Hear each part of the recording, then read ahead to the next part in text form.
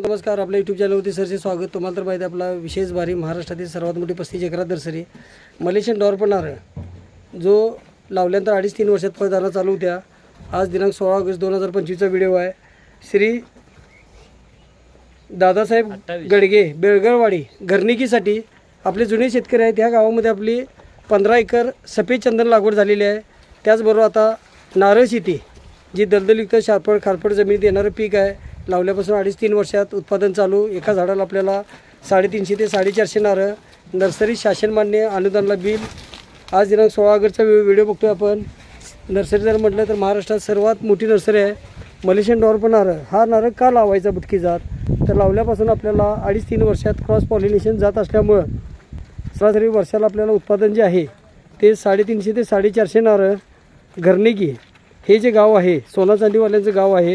ह्या गावामध्ये आपली पहिली लागवड झालेली आहे. 15 एकरमध्ये सफेद चंदन श्वेतचंदन म्हणतो